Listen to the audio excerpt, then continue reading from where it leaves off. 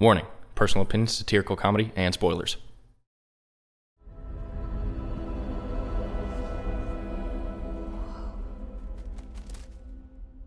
Oh, hello. I've only had Arlo for a day and a half, but if anything happened to him, I would kill everyone in this room and then myself. Hello everybody, I'm WHYBOY and this is NERO. Ugh.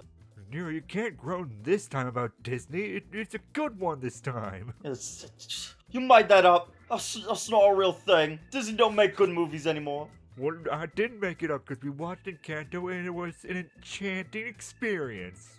I know that was kind of forced, but it was still partially true. I mean, let's be honest, it's still less forced than most stuff Disney tends to put out, so, you know. That is true. We'll get to Raya.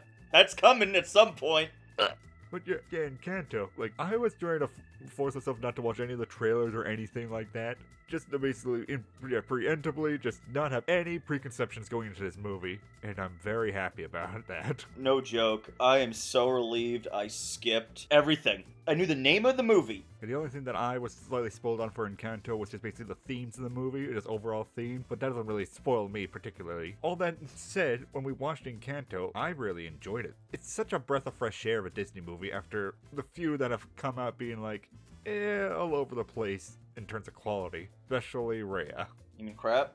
Yeah.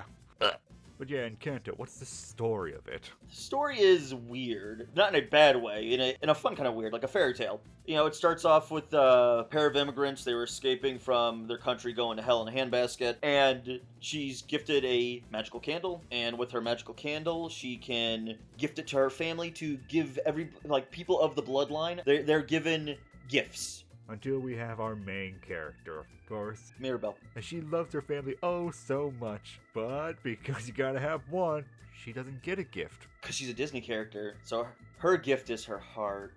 It's not a joke, that's just a thing that they do a lot in Disney movies, it's heart. And now she gets the gift of being ostracized in the family as just the quirky, sad one without the gift. But Mirabelle still loves her family and everything and supports each one of them as they go about their ways helping the town around them as they keep building it with their gifts. But then one day, the magic that has been protecting them for so long starts to fail. So it's up to her to solve what's going on with the magic and what's making their miracles fade after so long. By the way, can we give me a point when I called it? Sure, you get 1 point, Nero. Put in the box. Just keep a box. Remember, when we were watching it, I had said, I bet the reason why the candle's faltering is because the family doesn't have, unconditional love and support for one another. And that's exactly what it was. Exactly. Because the whole theme of the movie is just sort of almost like a rose-tinted glasses version of perfectionism within a family and all that. You want the best for everybody, but that also means you have an unbearable amount of pressure on everybody. And it basically sort of splits down the middle in terms of the family dynamic and all that, to basically explore that. With one side of the family, more being about the communication and all that, basically talking back and forth with one another, villainizing some members of the family. And the other side of the family has super strengths, makes beautiful flowers and such, but they all have pressures placed upon them to be perfect, to actually be useful to the family, and etc. All centered around this miracle, creating a fractured home. It feels like they just did Frozen again, but made it work. And definitely Encanto is a much better written movie than Frozen, as there is a much more dynamic within the family that makes it much more inviting to be within. As we have Mirabelle going to each member of the family, actually seeing just the face value version of each one of them, how they put themselves forward, and she can basically peer right inside of them to basically see oh, they're broken on the inside and they need help. Oh, you're all a bunch of broken people.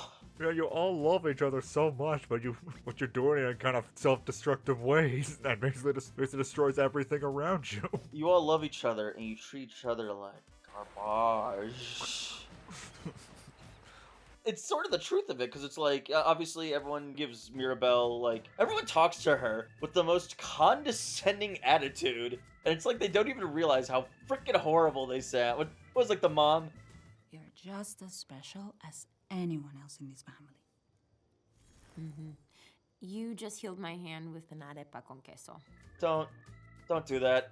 I especially love that because it basically is taking that sort of like Disney schmaltziness, but also putting it in sort of like a realistic viewpoint on it, where it's just like, even if you really do say that, it's more just nice platitudes and such. When you are that person, you don't really feel it at all, especially for being said from that special person. It's the same thing like if you ever saw Princess and the Frog. They took the idea of, oh, if you wish upon a star. Yeah, that's great and everything. You gotta put in the work. That's the thing, is I like the idea that Disney's like, we need to stop pouring out our false platitudes like actually has any meaning in reality. Yeah, because at the end of the day, each one of the characters is special in their own ways. But the real lesson is, the gift itself doesn't make you special in a sense that you basically always have to be a certain way sort of thing. Just who you are as a person, how you act and such, makes you special. And they should accept you for all you are. Yeah, your personality, your morality, that's what matters. It just becomes such an empathetic movie to watch. It is heartwarming. Yeah, against all odds. Because, like, again, Rhea, Yeah. do you want to talk about the twist villain that is actually done competently for once? Yeah, we can talk a little bit loosely and all that. And to just basically easily say, it's just like, there is no bad guy. What created the villain here was just more the circumstances. The sad, soul-crushing circumstances that each one of the family members has to go through. Trying to be the best, trying to protect the family and everything like that. But in all the efforts to protect the family, it just drives the family apart in the end.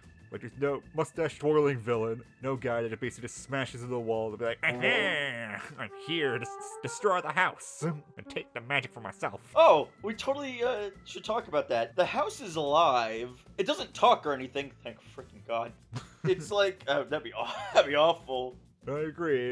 It's great that it doesn't talk, because it basically, just like with carpet, just like with the ocean, just using like motion and such, you can basically tell a lot of the personality of it. And I feel you definitely needed it to be alive like this, because it basically goes along with the theme, and just like, even if the house is cracking and everything like that, the house is still together and wants to protect the family. What matters is the family, is the connection, the bonds. Like, and that's how you make a stronger house. Yeah, and you can still feel the connections even throughout the movie, even while it is cracking and such. It's beautifully animated, but that's so expected of Disney that, like, this one, it was nice. I don't really feel like, again, visually, where it's like, I don't know, they didn't really do anything new, which is, like, it's kind of hard to expect at this point, realistically, where it's like...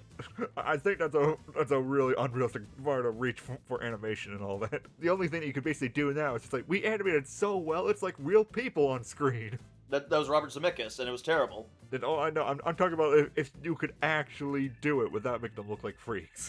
And I will just definitely say for Mirabel's character, even though she's like typical Disney sort of prettiness and all that, she also looks very just sort of like ordinary in a sense, in comparison to like all the other. I feel like we need to explain that so we don't get harassed in any way. The reality is that Disney kind of aims for their characters to be like supermodels. Yeah, because, you know, a lot of the last ones were like Disney princesses and such, and usually they are very pretty looking. Would you want a TV show spin-off of Encanto? I don't know what you could really do outside of exploring just the family dynamic more, but like maybe even going outside of, because they live in like essentially a gated community in the mountains. Yeah, I think that would be interesting, especially with like the Tangled team behind it, because there is definitely more you could probably explore with the family and all that, especially as they're building the new house and everything like that. So I think it could be done. I just never actually wished for it. I'd rather Encanto be its own thing. I just enjoy Encanto for what it is, and I find it really enjoyable. The animation is good.